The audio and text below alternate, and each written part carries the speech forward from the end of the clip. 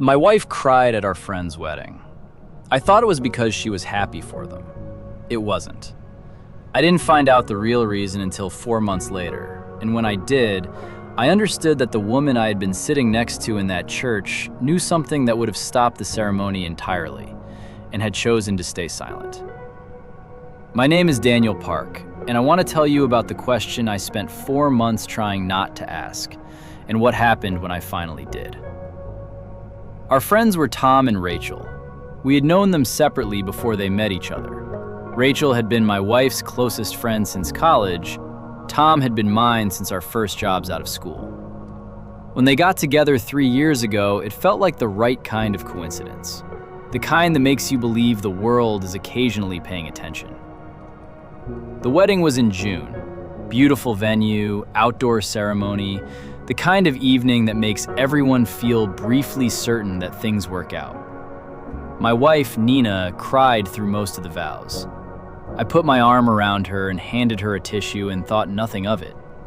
Nina cried at weddings. She cried at certain commercials. She had a generous, emotional response to other people's happiness, and I had always loved that about her. I filed it away as exactly what it appeared to be. But something stayed with me. Not consciously, more like a splinter that doesn't hurt exactly, but that you're aware of in a low, persistent way. The crying itself hadn't been unusual. It was the moment it started that I kept returning to without meaning to. It hadn't started during the vows. It had started when Tom walked in, before Rachel appeared, before the music swelled, before any of the traditional emotional cues that tend to produce tears at weddings. Nina had looked up when Tom entered from the side door with his groomsmen, and something had moved across her face. Just for a second, just a flicker, and then the tears had started. I had noticed it in the moment and immediately explained it away. She was happy for them. She was moved by the occasion. She was thinking about our own wedding 7 years ago. I was good at explaining things away. I had been doing it, I would later understand, for longer than I knew. 4 months after the wedding, Tom called me. He called on a Thursday evening, which was unusual. Tom was a texter, not a caller. His voice when I answered was careful in a way I didn't immediately recognize. He said he needed to tell me something, that he should have told me before the wedding but hadn't known how. That something had happened years ago, before he and Rachel met, before Nina and I had introduced them to each other, and that he had recently found out Nina knew about it. I asked him what it was.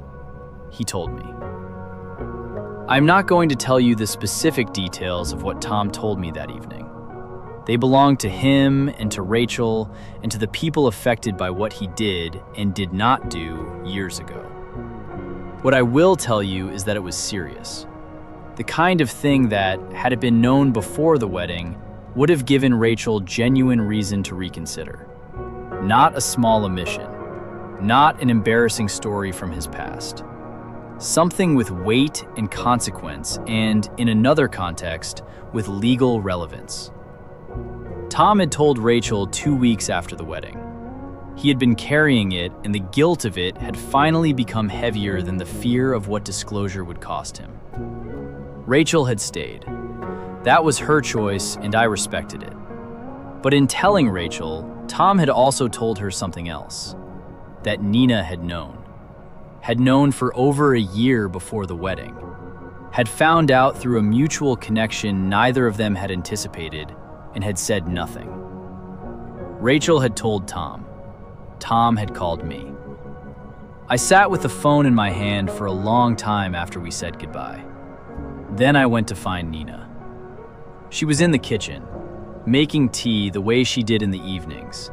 The ordinary domestic rhythm of a life that suddenly felt like it was sitting on slightly different ground than it had an hour ago. I stood in the doorway. She looked up, saw something in my face, put down the mug. Tom called, I said. She closed her eyes, just for a moment, then opened them. I know, she said quietly. How long? I asked. About 14 months before the wedding, she said. I found out through Laura. Laura was a mutual friend, someone connected to the edges of Tom's past. She told me what she knew. I spent a long time deciding what to do with it. And you decided to do nothing, I said. I decided it wasn't mine to tell, she said. It was Tom's. His past, his responsibility, his disclosure to make. I thought about that. But Rachel is your closest friend, I said, for 20 years. I know. She was about to marry someone, and you had information that was relevant to that decision. I know that too, Nina said. Her voice was steady, not defensive, more like someone who had been through this argument many times already, alone, in her own head, and had not found a clean resolution. I went back and forth on it for over a year. I almost told her twice. I convinced myself each time that it wasn't my place, that Tom would tell her himself, that their relationship was theirs and I had no right to insert myself into it. And the wedding? I asked. You sat there and watched her make vows to someone, and you were the only person in that room who knew something she didn't. Nina looked at me for a long time. Yes, she said. That's exactly what I did.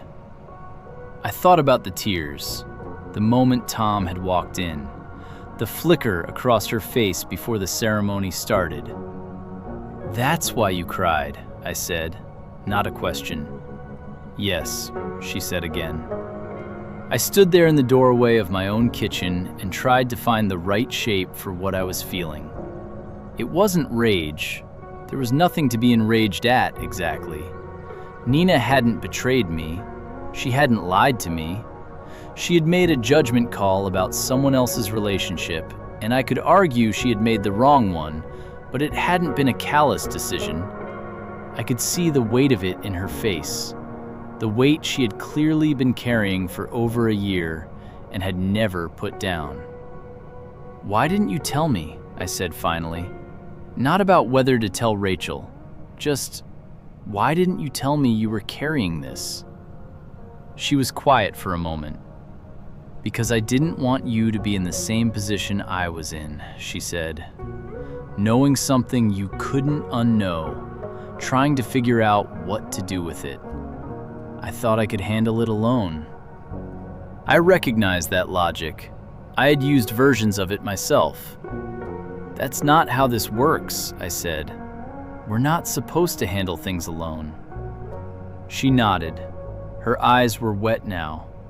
Not crying, just that specific brightness that happens before tears decide whether to fall or not. I know, she said. I've known that for a while. We talked for 2 hours that night, not about Tom and Rachel, about us, about the habit we had both developed without naming it of managing things privately and presenting each other with only the finished versions, the resolved emotions, the already processed information, the cleaned up story. It was a comfortable way to live. It was also, we both admitted that night, a lonely one. Rachel and I talked 2 weeks later. She had known about Nina's silence for some time by then and had processed most of her feelings about it before we spoke. She was careful with me the way old friends are careful with each other when something complicated has happened. Present, but leaving room. She said, I'm not angry at her. I was for about a week. Then I thought about how many times I've known something about someone else's relationship and said nothing. We all do it. We tell ourselves it's not our place. Sometimes it isn't. Sometimes it is. It's one of the harder calls. I asked her if she was okay. She said she was working on it. Tom and Rachel are still together. I don't know the full shape of what they've rebuilt or how. That's theirs. What I know is that Rachel walked into it with her eyes fully open now, which is more than she had before. Nina and Tom don't speak the way they used to.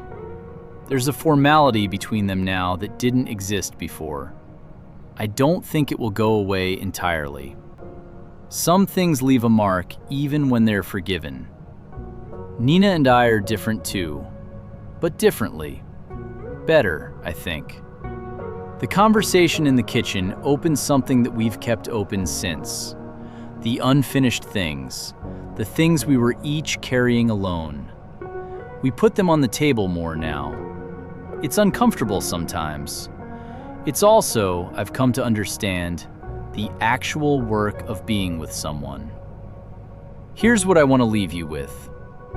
There is a particular kind of silence that looks like loyalty, but is actually just fear. Fear of the conflict that truth creates. Fear of being the one who disrupts something. Fear of being wrong about what someone else needs to know. Nina wasn't malicious. She was afraid. And she managed that fear alone for 14 months while it sat between her and her closest friend like something neither of them could see, but both of them could feel. The tears at the wedding weren't grief and they weren't joy. They were the weight of a secret that had no clean resolution, falling the only direction it could. I think about that moment sometimes. The image of her sitting beside me in that church, watching Tom walk in, carrying something I didn't know she was carrying. I should have asked. Not because I would have known to ask about this specifically, but because somewhere below conscious thought, I had noticed the splinter, the flicker on her face, the tears before the music, and I had explained it away because explaining things away was easier than asking. We were both, in our own ways, choosing the quieter option. We're trying to choose differently now. That's the only ending this story has. And honestly, it's enough.